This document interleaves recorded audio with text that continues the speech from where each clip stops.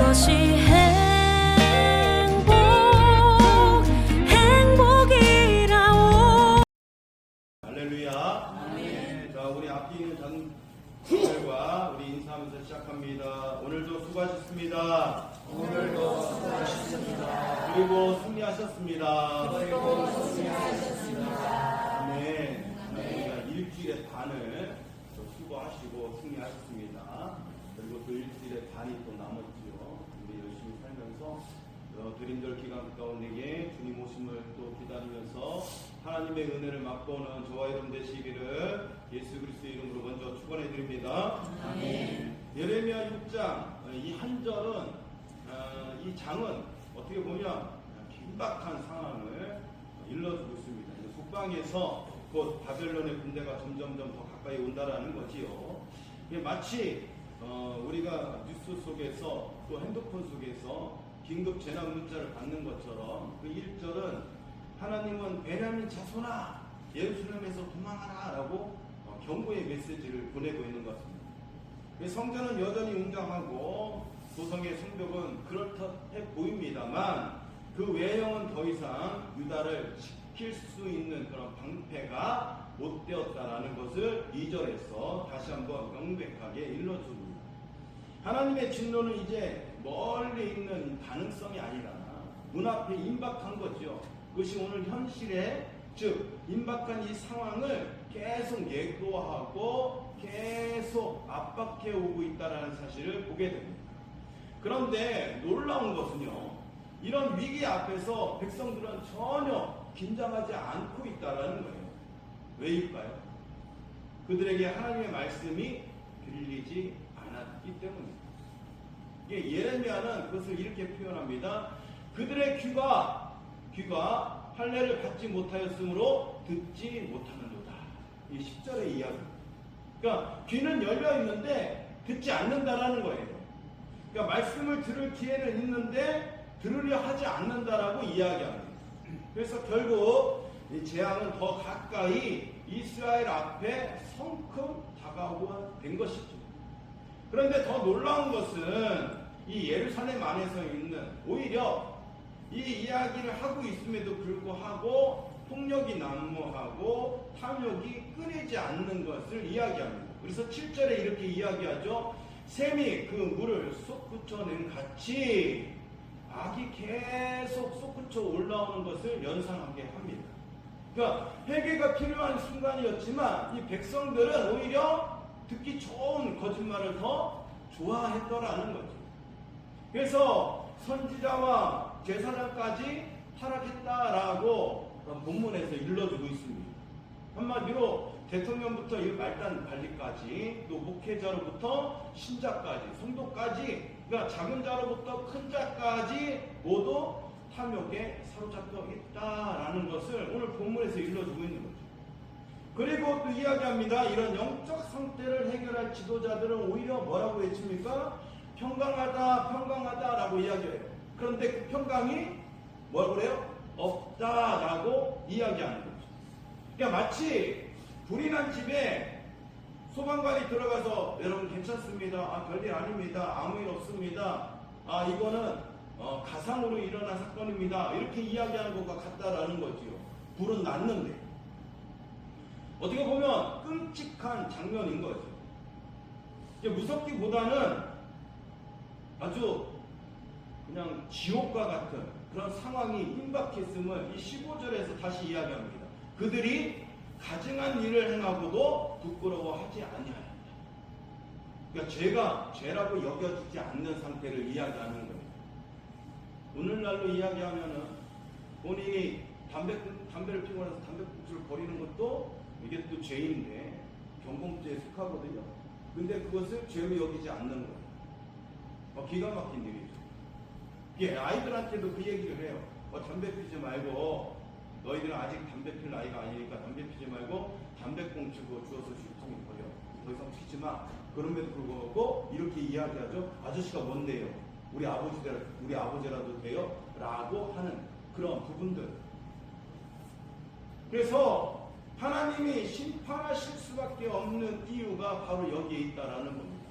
죄인 줄 알면서 죄로 여기지 않는 상태. 이 하나님이 심판할 수밖에 없는 상태라. 사랑하는 성도 여러분, 이 예레미야서의 이 시대가 오늘날 우리의 시대와 닮아있다라고 생각하지 않습니다.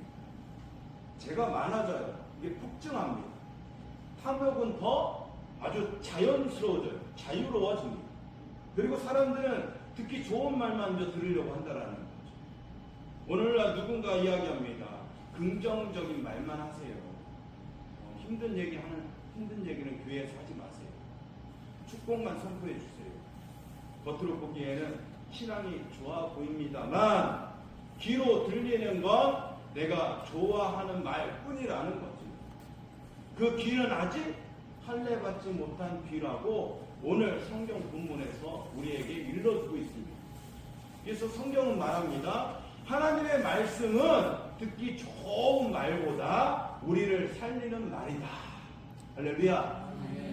때로는 아프고 불편하고 나의 죄를 찌르는 말일지라도 그 말씀이 우리를 살린다라는 거예요. 왜요? 그게 바로 생명의 말씀이기 때문인 줄 믿습니다. 그래서 히브리서에도 이야기하기를 하나님 말씀은 살아있고 운동력 있어 좌우에 날선 검보다도 예리하여 혼과 영과 관절과 골수를 찔러 죽기까지 한다. 이 말씀은 내가 부딪힘으로 인해서 내가 살아갈 수 있는 부분이 되어지는 생명의 말씀이라는 거죠. 이 말씀이 듣는 것이 심판 가운데에 생명을 얻는 기림을 일러주고 있다는 거죠.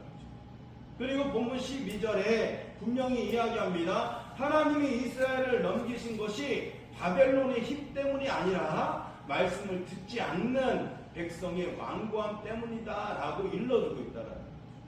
오늘 우리가 하나님의 징계에서 벗어나는 길은 오직 하나입니다. 그건 뭐냐면 죄악의 자리에 속히 떠나는 것입니다.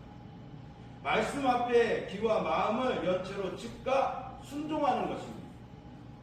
그것만이 유다에게 주어졌던 마지막 기회이자 오늘 우리에게도 주시는 기회인 줄로 믿습니다.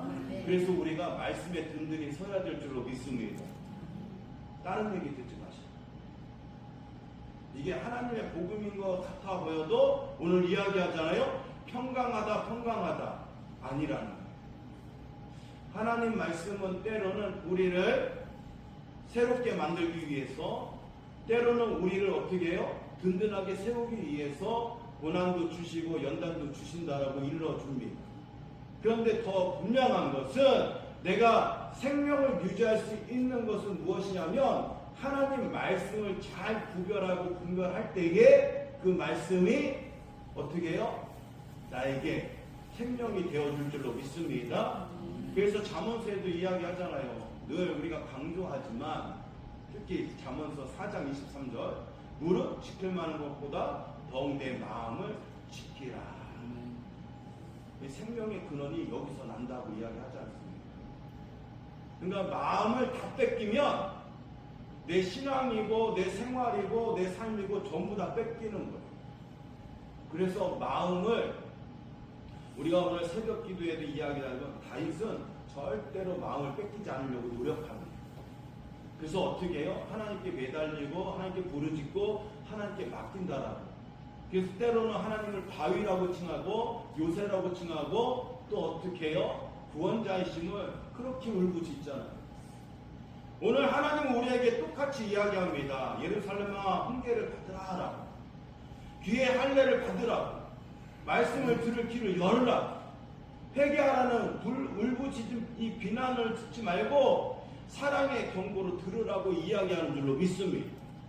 우리를 하나님으로부터 멀어지게 하는 것, 이 가장 큰 원인이 여러분 무엇이라고 생각하십니까? 이 본문은 분명히 이야기하고 있어요. 그것은 바로 탐욕이라고 이야기합니다. 탐욕은 무엇입니까? 우상숭배. 하나님이 제일 싫어하는 우상숭배라고 이야기합니다. 그래서 이 탐욕은 우리의 귀를 막고 마음을 막고 영혼을 어둡게 한다는 겁니다. 그래서 평안하다 하라는 이 거짓 복음이 더 달콤하게 들리도록 유도한다라는 거예요. 유혹한다라는 거죠. 마치 에덴 동산에서 이 간교한 뱀이 선악을 알게 하는 나무를 어떻게 해요? 하와에게 본즉 보게 하는 거죠. 그리고 먹음직하고 보암직도 하고 지혜롭게 할 만큼 탐스럽게 한 나무로 보이라고 이야기해주고 있습니다. 그러니까 이 탐욕을 자연스럽고 자유하도록 만끽하게 만든다라는 거죠.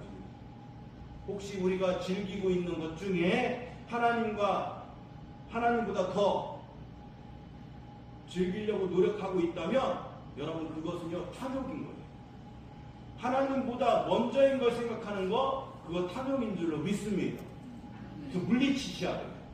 예수의 이름으로 끊어버려야 될 줄로 믿습니다.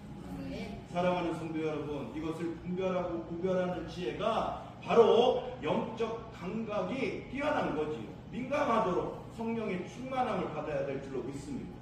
오늘 하루만이라도 귀의 할례를 받음으로 하나님의 말씀이 생명의 말씀으로 들음으로 예루살렘의 멸망 앞에서도 하나님의 음성을 듣지 못했던 그날처럼 살기 위해 오늘 우리는 다시 귀를 열어야 할 줄로 믿습니다.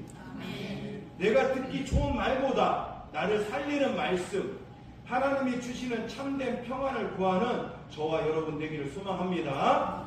오늘 이 하루 귀를 열고 마음을 열고 우리에게 말씀하시는 예루살렘 이야기를 할례 받은 귀로 듣기를 소망합니다. 오늘도 많은 사람들이 이야기합니다. 힘내시라. 잘 될 거라.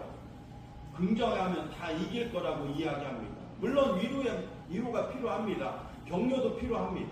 그러나 이 위로나 격려가 회개의 자리를 대신할 수 없음을 여러분 꼭 기억하시기 바랍니다. 그러므로 깨어 있어서 하나님의 부르심에 즉시 알아듣고 순종하여서 위기를 기회로 잡는 복된 인생 되시기를 예수 그리스도의 이름으로 축원해 드립니다. 기도드리겠습니다.